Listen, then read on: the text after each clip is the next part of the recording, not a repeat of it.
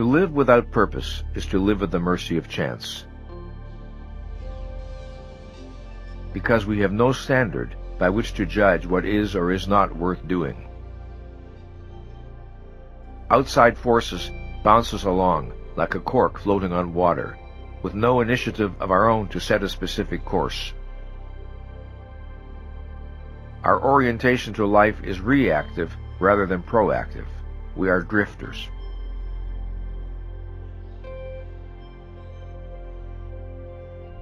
To live purposefully is to use our powers for the attainment of goals we have selected. The goal of studying, of raising a family, of earning a living, of starting a new business, of bringing a new product into the marketplace, of sustaining a happy romantic relationship. It is our goals that lead us forward, that call on the exercise of our faculties, that energize our existence. To live purposefully is, among other things, to live productively. Productivity is the act of supporting our existence by translating our thoughts into reality,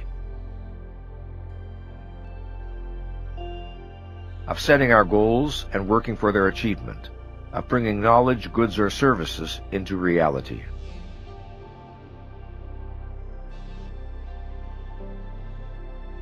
It is not the degree of a person's productive ability that matters here, but the person's choice to exercise such ability as he or she possesses. Nor is it the kind of work selected that is important, but whether a person seeks work that offers an outlet for his or her intelligence, if the opportunity to do so exists. The purposes that move us need to be specific if they are to be realized. I cannot organize my behavior optimally if my goal is merely to do my best. The assignment is too vague.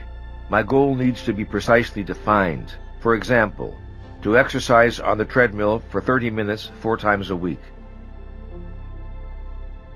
With such specificity, I am able to monitor my progress, compare intentions with results, modify my strategy or my tactics in response to new information, and be accountable for the results I produce. What am I trying to achieve? How am I trying to achieve it? Why do I think these means are appropriate? Does the feedback from the environment convey that I am succeeding or failing? Is there new information that I need to consider? Do my goals and purposes need to be rethought? To live without purpose is to live at the mercy of chance.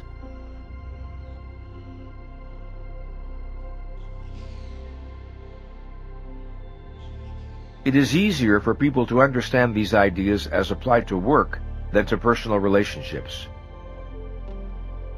That may be why more people make a success of their work life than of their marriages. Everyone knows it is not enough to say, "I love my work." One must show up at the office and do something. Otherwise, the business moves toward non-existence. In intimate relationships, however, it is easy to imagine that love is enough, that happiness will just come, and if it doesn't, this means we were wrong for each other.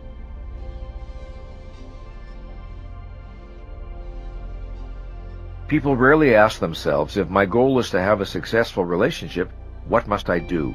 What actions are needed to create and sustain trust, intimacy, continuing self-disclosure, excitement, growth?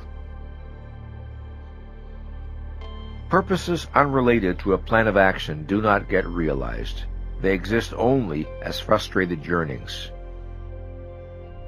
or more precisely, as daydreams. Daydreams do not produce the experience of efficacy.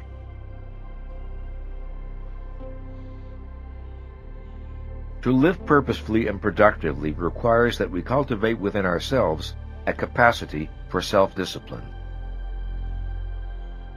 Self-discipline is the ability to organize our behavior over time in the service of specific tasks.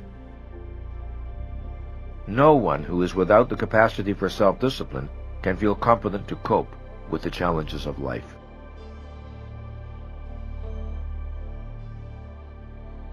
Self-discipline requires the ability to defer immediate gratification in the service of a remote goal. This is the ability to think, plan, and live long range. Neither an individual nor a business can function effectively, let alone flourish, in the absence of this practice.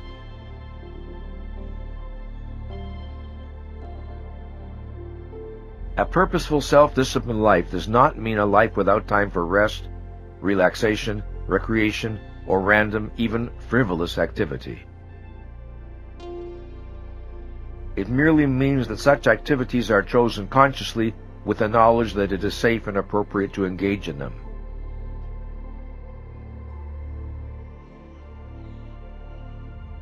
And in any event, the temporary abandonment of purpose also serves a purpose, whether consciously intended or not, that of regeneration. If there is anything we know, it is that life is impossible without goal fulfillment. Impossible on every level of evolution, from the amoeba to the human being. It is neither a tragic existential fact nor a Western myth, but rather the simple nature of life. The alternative to goal fulfillment is passivity and aimlessness. Let us remember that goal fulfillment is not confined to so-called worldly goals. A life of study or meditation has its own kind of purposefulness, or it can have. But a life without purpose can hardly be said to be human.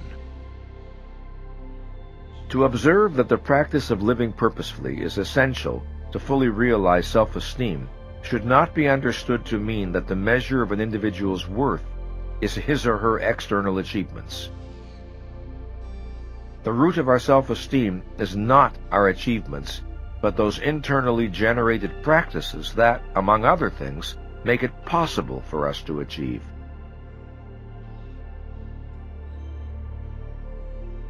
It takes a person who is already well-centered and who understands that some of the forces operating are beyond personal control and should not have significance for self-esteem.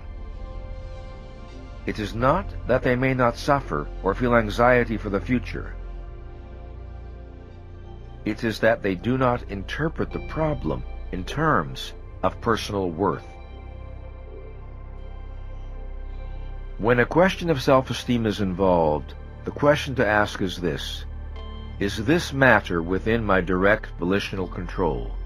Or is it at least linked by a direct line of causality to matters within my direct volitional control? If it isn't, it is irrelevant to self-esteem and should be perceived to be, however painful or even devastating the problem may be on other grounds.